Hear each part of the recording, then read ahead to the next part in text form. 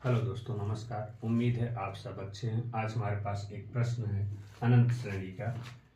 √12 plus √12 plus √12 plus dot dot dot अनंत तक का मान होगा।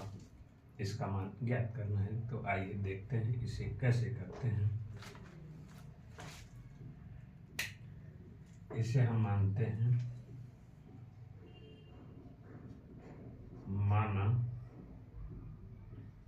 x बराबर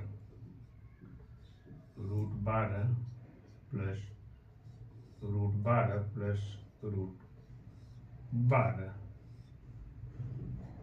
डॉट डॉट डॉट।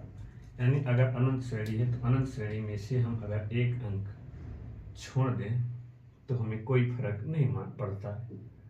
तो हम इसे लिख सकते हैं x बराबर 12 प्लस 12 प्लस 12 अनंत तक। यह हमारे पास श्रेणी दिया हुआ है, यह हमें सवाल दिया हुआ है। तो यह अनंत पदों तक है। अगर अनंत पद से एक पद निकालें तो इस पर कोई फर्क नहीं पड़ता। जनरली हम यही पढ़ते हैं, यह इस तरह से सॉल्व करते, इसी तरह सॉल्व किए हैं। तो आइए देखते हैं। अनंत श्रेणी में से हम एक पद निकालें कोई फर्क नहीं पड़ता। अब हम क्या करते हैं, जो माने हैं उसे हम x के बराबर मान लेते हैं। ऐसा क्योंकि हमें मान ज्ञात करना है और अनंत श्रेणी तक दिया हुआ है। तो हम इसको मानते हैं x। इसके बाद यहाँ से अनंत श्रेणी तक चला जाता है। अब हम करते क्या, एक तरफ हमारे पास रूट है और एक तरफ नॉर्मल है। तो हमें x का मान ज्ञात करने के लिए रूट गायब करना होगा। तो रूट गायब कैसे होगा, हम इसका वर्ग करना होगा। जब हम वर्ग करते हैं तो हो जाएगा इधर x² बराबर इधर √12 प्लस x का होल स्क्वायर। जब हम इसका स्क्वायर करेंगे तो होगा क्या, इसको हम लिख सकते हैं 12 प्लस x को करणी का मतलब होता है 1/2 और घात दिया हुआ है, ऐसे भी लिख सकते हैं। तो जब हम इसको अंदर लाएंगे घात तो हमें इसका गुणा हो जाता है, गुणते 2 से 2 कट गया। अब हमारे पास बचता क्या है, x² बराबर 12 प्लस cx। इसको हम एक तरफ लाएंगे। इसका मान ज्ञात करने के लिए यहाँ देखेंगे द्विघात समीकरण बन रहा है, तो हम इसका द्विघात समीकरण का जैसे मान ज्ञात करते हैं उसी तरीके से ज्ञात करेंगे। तो x², इसको पंचांतर करेंगे, इस तरफ माइनस प्लस है, इस तरफ आएगा माइनस होगा। 12 प्लस है तो माइनस हो जाएगा। जहाँ कोई चिन्ह नहीं होता वहाँ प्लस माना जाता है। जब दो साइड चेंज किया जाता है तो वह माइनस चिन्ह हो जाता है। अब यह द्विघात समीकरण बन गया। अब हम इसको तोड़ते हैं। तो तोड़ने के बाद हम देखते हैं, इसको इस तरीके से भी लिख सकते हैं, x² minus 4x plus 3x minus 12 बराबर 0। इस तरीके से हम मान ज्ञात करने के लिए लिखे हैं। अगर हम देखें -4x में प्लस 3x जोड़ें तो -x ही प्राप्त होगा। बस यही चीज़ यहाँ लिखा हुआ है। मान ज्ञात करना, इस तरीके से हमें तोड़ना होगा। तो अब हम देखते हैं, इसमें कॉमन लेते हैं, x कॉमन लेंगे तो x² में से x कॉमन ही बचता है, x माइनस यहाँ से 4x से कॉमन लेंगे x तो बचेगा 4।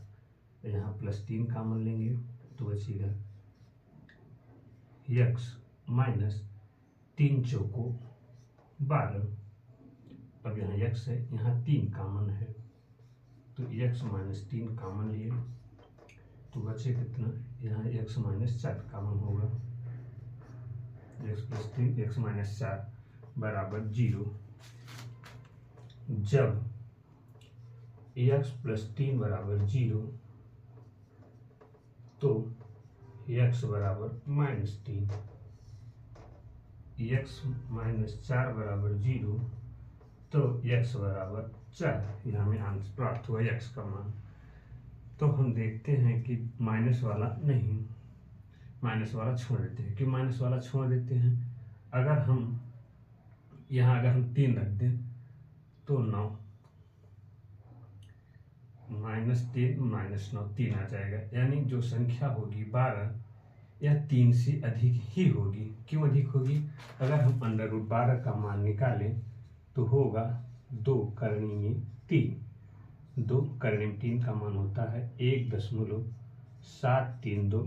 इसका हम गुणा करेंगे तो 2 दूनी 4, 3 दूनी 6, 7 दूनी 14, 3 का 2 का 2 1 3, यानी जो मान हुआ 3.464। और इसमें हम कुछ अंक जोड़ेंगे तो जो अंक जोड़ेंगे वह इससे ज़्यादा ही होगा। और एक मान -3 आया है, इसलिए हम इसे नहीं लेते हैं। तब बचता है मेरे पास x बराबर 4। x बराबर 4 आंसर हो जाएगा। हालांकि यह एक अच्छा मेथड है, लेकिन यह मेथड सब जगह अप्लाई नहीं होता। तो आइए देखते हैं कहाँ अप्लाई होगा, कहाँ अप्लाई नहीं होगा, इसे भी जानते हैं।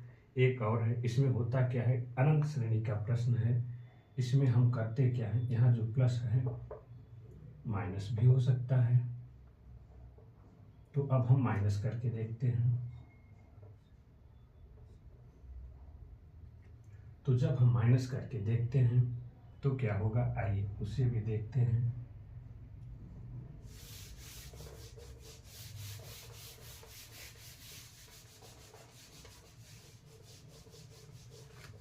जब प्लस था तो हम प्लस माने, जब माइनस है तो हमें माइनस मानना होगा। यहाँ हो गया माइनस। अब हम द्विघात समीकरण बनाते हैं। अब हम इसको लिख सकते हैं, इसके अनंत श्रेणी तक है तो इसको x लिख सकते हैं। तो इधर हो जाएगा x बराबर √12 - x। जब हम इसको x मान लिए हैं तो इतना हम x मान लिए। तो इससे अब हम क्या करते हैं, अब हमें यह समीकरण प्राप्त हुआ, इसका मान ज्ञात करना है। तो मान कैसे ज्ञात होगा, जब हम इसका x करण से बाहर निकालेंगे तभी हमें मान ज्ञात होगा। क्योंकि अभी अंडर रूट और अंडर रूट में 12 में x है, तो दोनों अचर पद, दो एक चर पद एक अचर पद, तो इधर घट नहीं सकता, इसलिए हमें अंडर रूट हटाना होगा। तो अंडर रूट हटाने के लिए हमें स्क्वायर करना होता है। x² बराबर 12 - x। अंडर रूट का मतलब होता है 1/2, स्क्वायर का मतलब होता है गुणा 2। 2 से 2 कट गया, बचता है x² बराबर 12 - x।